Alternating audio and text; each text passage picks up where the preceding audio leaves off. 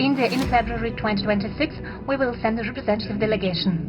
भारत रूस संबंधों की सबसे बड़ी शक्ति यही विश्वास है। मुझे नहीं लगता कि हमें 2030 तक इंतजार करना पड़ेगा। ये मैं साफ देख रहा हूं।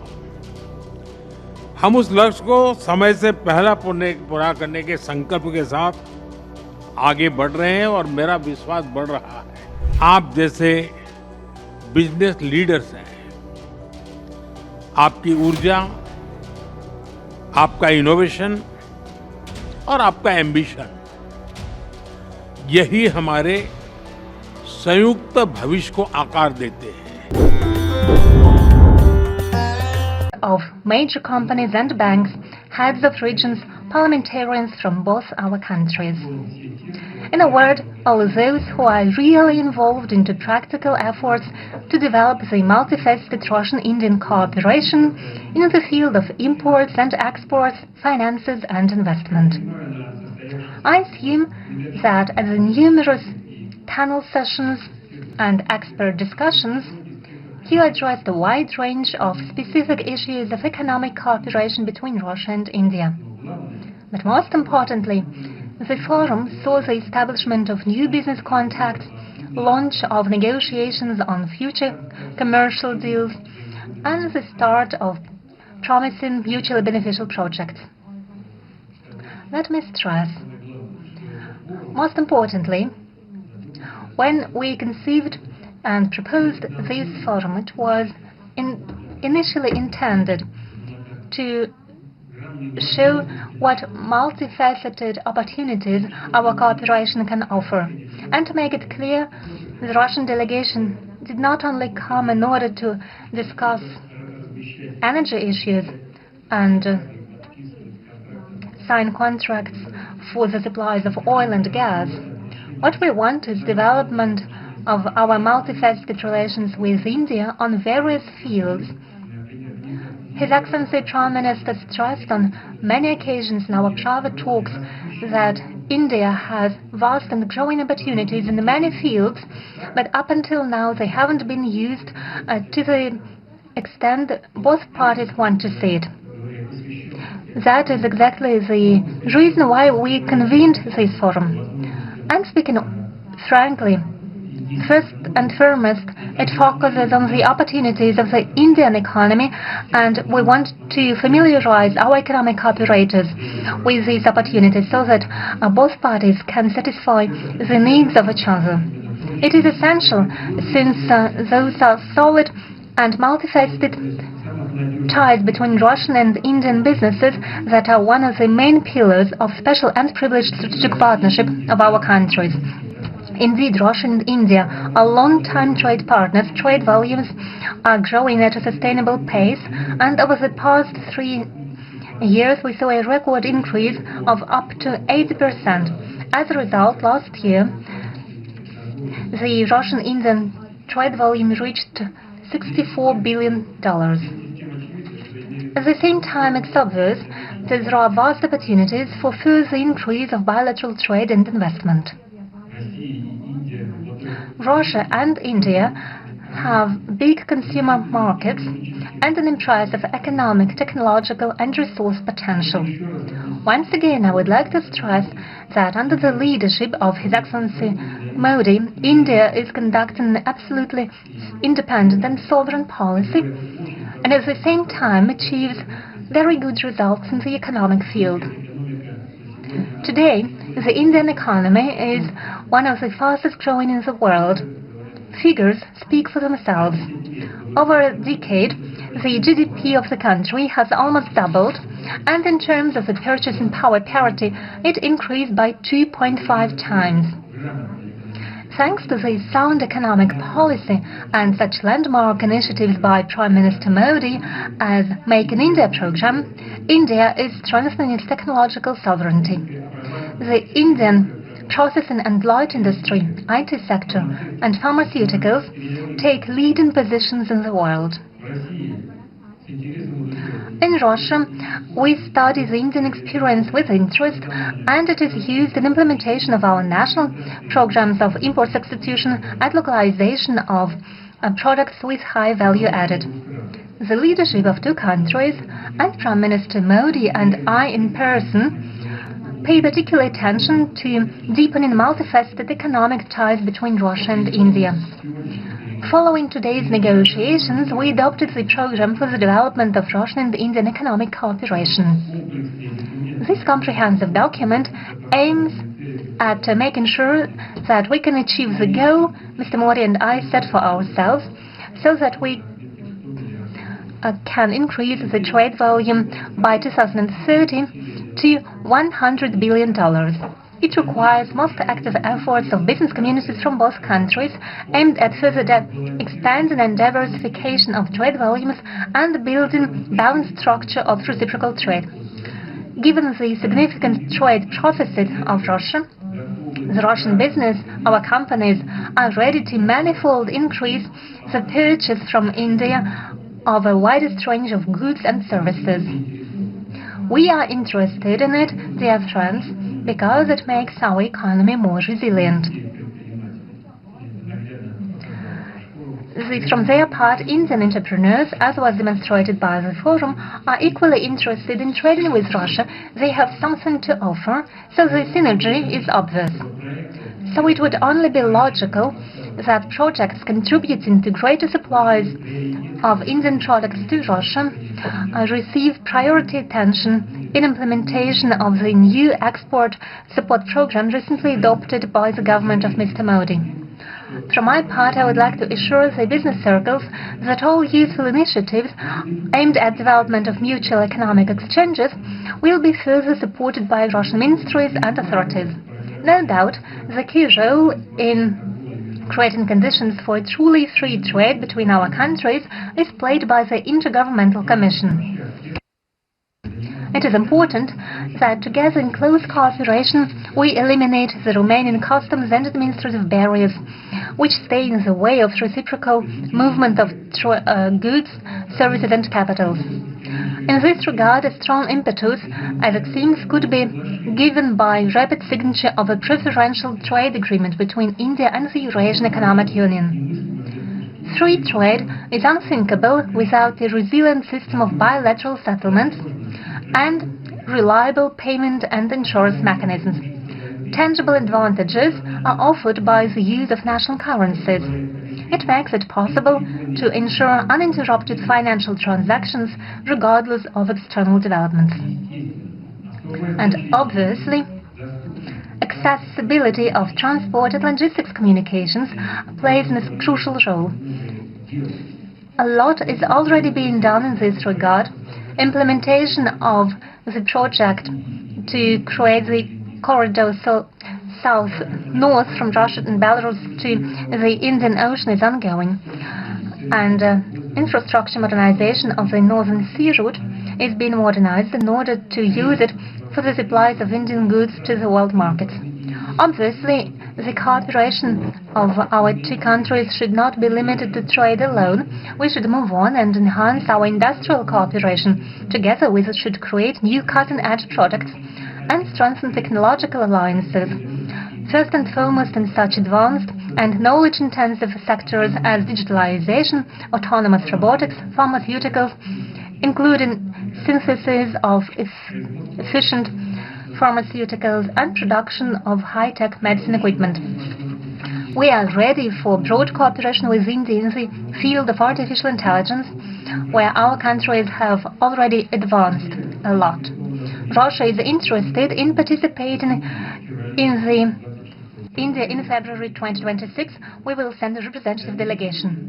In conclusion, I would like to stress once again further strengthening of Russian-Indian trade and investment ties and close cooperation between business communities effectively contributes to economic growth and development and greater well-being of our citizens, and therefore it meets the fundamental interests of our countries and peoples.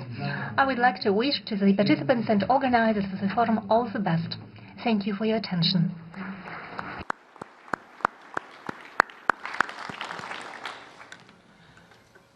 Thank you, Excellency, for sharing your vision on the immense potential of bilateral trade. Excellencies, now I respectfully invite Honorable Prime Minister of India, Shri Narendra Modi ji, to deliver his concluding remarks.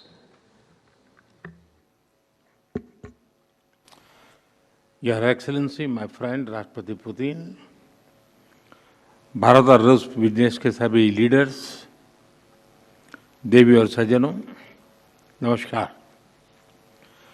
India Russia business forum, मैं समझता हूँ कि राष्ट्रपति Putin का ये बड़ा महत्वपूर्ण initiative रहा कि इतना बड़ा डेलीगेशन लेकर के आज इस कार्यक्रम का हिस्सा बने हैं और आप सबका मैं हृदय से बहुत बहुत स्वागत करता हूं और मेरा भी आप सबके बीच आना एक बहुत प्रसन्नता का अवसर है। इस फोरम से जुड़ने के लिए और अपने बहुमूल्य विचार साझा करने के लिए मैं मेरे मित्र राष्ट्रपति पुतिन का हृदय से बहुत बहुत आभार व्यक्त करता हूं। बिजनेस के लिए सिंप्लीफाइड, प्रिडिक्टेबल मैकेनिज्म बनाए जा रहे हैं। भारत और यूरेशियन इकोनॉमिक यूनियन के बीच एफटीए पर चर्चा शुरू हो गई है और साथियों, हम अलग अलग विषयों को लेकर के भी, जैसा अभी पीयूष जी ने उल्लेख किया था और जैसा राष्ट्रपति जी ने जो संभावनाओं का वर्णन किया है, उसे देखते हुए हम बहुत कम समय में बहुत बड़े लक्ष्य हासिल कर सकते हैं। बिजनेस हो या डिप्लोमेसी, किसी भी साझेदारी की नींव आपसी विश्वास है। भारत रूस संबंधों की सबसे बड़ी शक्ति यही विश्वास है। यह हमारे साझे प्रयासों को दिशा भी देता है और गति भी देता है। यही वह लॉन्च पैड है जो हमें नए सपनों, नई आकांक्षाओं की उड़ान भरने के लिए प्रेरित करता है। पिछले वर्ष राष्ट्रपति पुतिन और मैंने 2030 तक द्विपक्षीय व्यापार को $100 बिलियन का उस लक्ष्य को पार करने का हमने निर्धार किया था। लेकिन कल से मेरी जो राष्ट्रपति पुतिन से बात हो रही है और जिस प्रकार के पोटेंशियल नजर आ रहे हैं, मुझे नहीं लगता कि हमें 2030 तक इंतजार करना पड़ेगा। ये मैं साफ देख रहा हूं। हम उस लक्ष्य को समय से पहला पूरा करने के संकल्प के साथ आगे बढ़ रहे हैं और मेरा विश्वास बढ़ रहा है। टैरिफ और नॉन टैरिफ बैरियर्स को कम किया जा रहा है, लेकिन साथियों, इन प्रयासों की असली शक्ति आप जैसे बिजनेस लीडर्स हैं। आपकी ऊर्जा, आपका इनोवेशन और आपका एम्बिशन, यही हमारे संयुक्त भविष्य को आकार देते हैं। फ्रेंड, पिछले 11 वर्षों में भारत में जिस स्पीड और स्केल के साथ हमने बदलाव किए हैं, वह अभूतपूर्व हैं। रिफॉर्म, परफॉर्म एंड ट्रांसफॉर्म, इस सिद्धांत पर चलते हुए भारत तेजी से विश्व की तीसरी सबसे बड़ी इकोनॉमी बनने की और आगे बढ़ रहा है। और 11 वर्षों की इस रिफॉर्म यात्रा में हम न थके हैं, हम न रुके हैं। हमारे संकल्प पहले से ज्यादा मजबूत हैं और हम लक्ष्य की दिशा में बड़े आत्मविश्वास के साथ बहुत तेज गति से आगे बढ़ रहे हैं। जीएसटी में नेक्स्ट जनरेशन रिफॉर्म और कंप्लायंसेस में कटौती, ऐसे कदम उठाए गए हैं ताकि ईज ऑफ डूइंग बिजनेस को बढ़ावा मिले। डिफेंस और स्पेस को प्राइवेट सेक्टर के लिए खोल दिया गया है। इससे इन सेक्टर्स में नए अवसर बने हैं। अब हम सिविल न्यूक्लियर सेक्टर में भी नई संभावनाओं के द्वार खोलने जा रहे हैं। यह केवल एडमिनिस्ट्रेटिव रिफॉर्म नहीं, बल्कि माइंडसेट रिफॉर्म्स हैं। इन रिफॉर्म्स के पीछे एक ही संकल्प है, विकसित भारत। फ्रेंड्स, कल और आज आपके बीच बहुत ही उपयोगी और सार्थक चर्चाएं हुई हैं। मुझे खुशी है कि भारत और रूस के सहयोग के सभी क्षेत्रों का इस बैठक में प्रतिनिधित्व किया गया है। आप सभी के सुझावों और प्रयासों के लिए मैं आपका हार्दिक अभिनंदन करता हूं। मेरी ओर से हमारे सहयोग को आगे बढ़ाने के लिए कुछ विचार आपके सामने मैं रखता हूं। पहला, लॉजिस्टिक्स और कनेक्टिविटी के क्षेत्र में आज की बैठक में राष्ट्रपति पुतिन और मैंने हमारे कनेक्टिविटी के पूरे पोटेंशियल को रियलाइज करने पर बल दिया है। आईएनएसटीसी या तो फिर नॉर्दर्न सी रूट यानी चेन्नई व्लादिवोस्टोक कॉरिडोर, इन पर हम आगे बढ़ने के लिए प्रतिबद्ध हैं। जल्द ही इस दिशा में प्रगति होगी। इससे ट्रांजिट टाइम घटेगा, कॉस्ट कम होगी और बिजनेस के लिए नए मार्केट्स खुलेंगे। डिजिटल टेक्नोलॉजी की ताकत के साथ हम कस्टम्स, लॉजिस्टिक्स और रेगुलेटरी सिस्टम को वर्चुअल ट्रेड कॉरिडोर से जोड़ सकते हैं।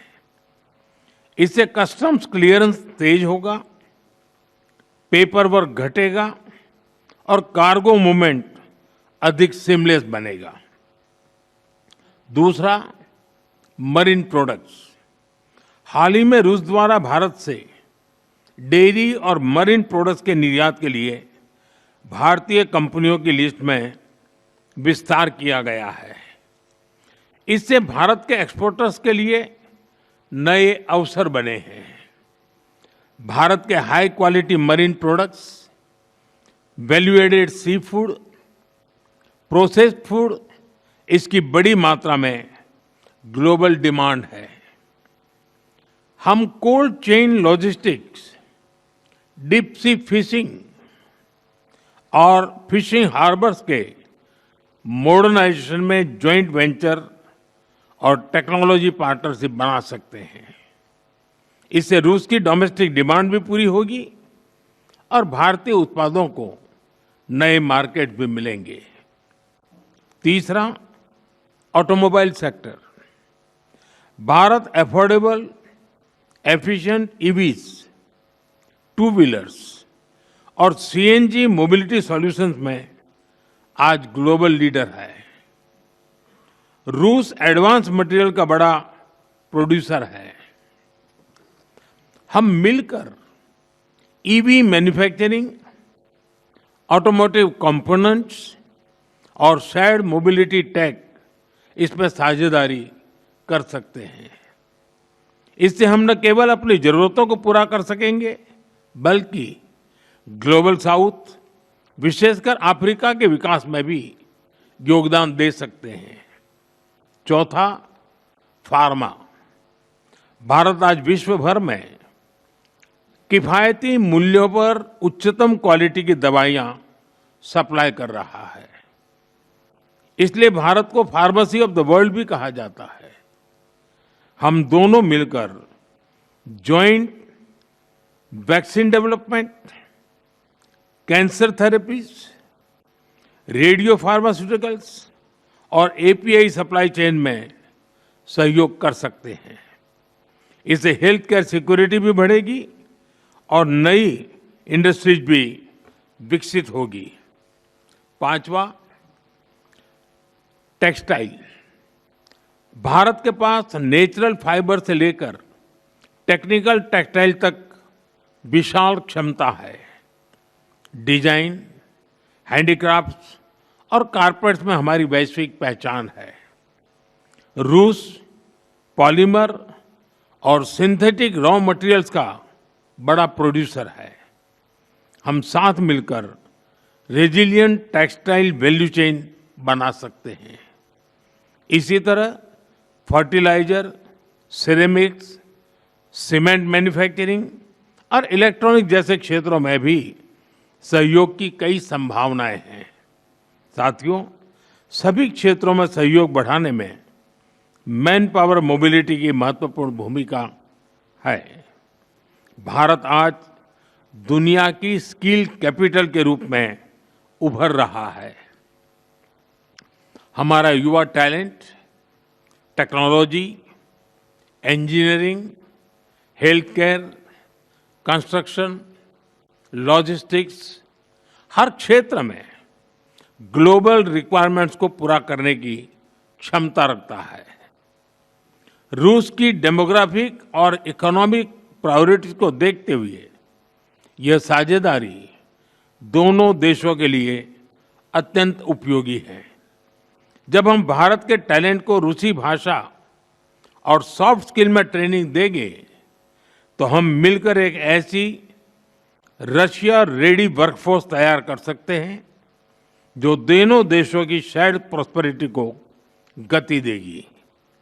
फ्रेंड्स, आज हम अपने दोनों देशों के नागरिकों के लिए टूरिस्ट वीजा पर कई अहम हमने फैसले लिए हैं।